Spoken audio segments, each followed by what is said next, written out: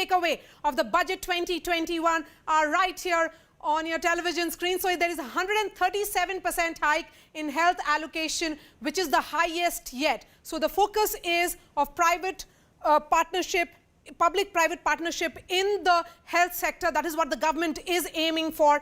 64,180 crore Atmanirbhar Health Yojana is what the government is saying to make the health sector self-sufficient and self-reliant. Again, another focus, because this is the budget in the times of pandemic, the focus of course is on the COVID vaccine. 35,000 crore allocated for COVID vaccine, 2 of which has already been rolled out. The focus is again on the big infrastructure push. This budget is being called as infrastructure-rich budget because for highways, metros, all that is being highlighted. 1.93 lakh crore is what Finance Minister Nirmala Sitharaman has given in this sector to highways in Tamil Nadu and other states down south. Phase 2 of the Chennai metro will be at 63,000 crore. This of course is significant again. FDI insurance has been hiked from 49% to 74% is another big takeaway of Nirmala Sitharaman's budget. All divestments to be completed by 2022. So the government is setting timelines again in this budget as well.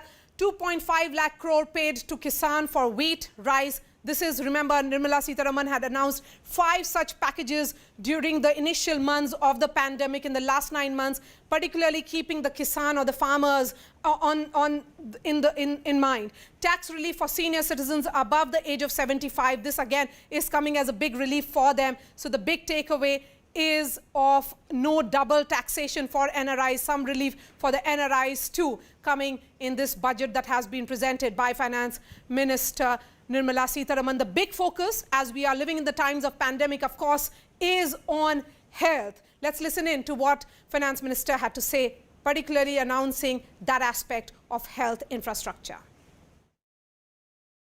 PM Atmanirbhar Swasth Bharat Yojana will be launched with an outlay of about 64,180 crores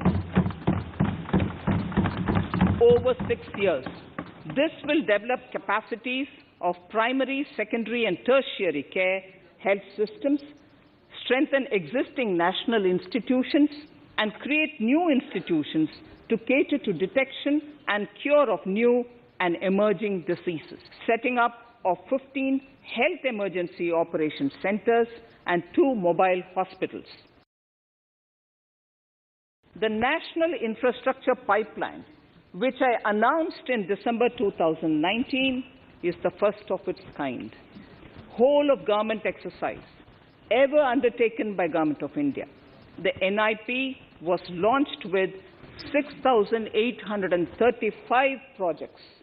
The project pipeline has now expanded to 7,400 projects.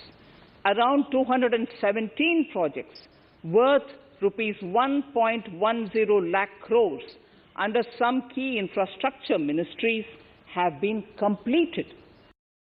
National highway works in the state of Tamil Nadu at an investment of 1.03 lakh crores. Second, 1,100 kilometers of national highway works in the state of Kerala at an investment of 65,000 crores.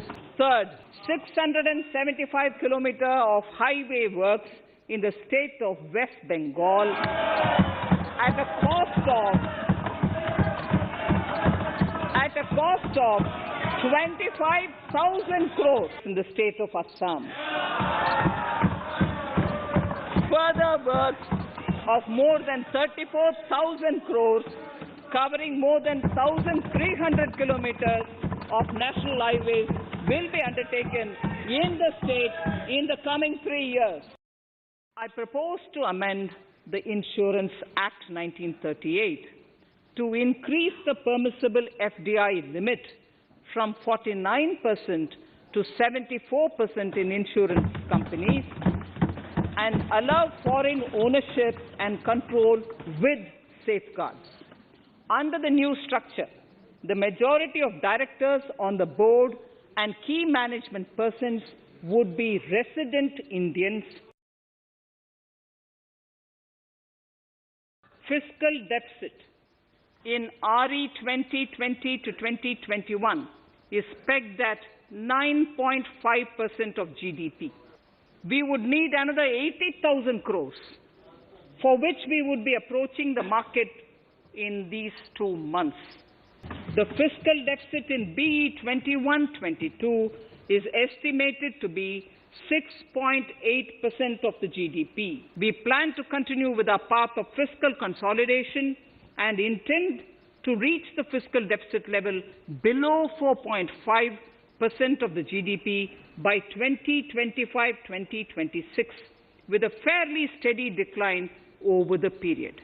I have also provided, on the Commission's recommendation, 1,18,452 crores as revenue deficit grant to 17 states in 21-22.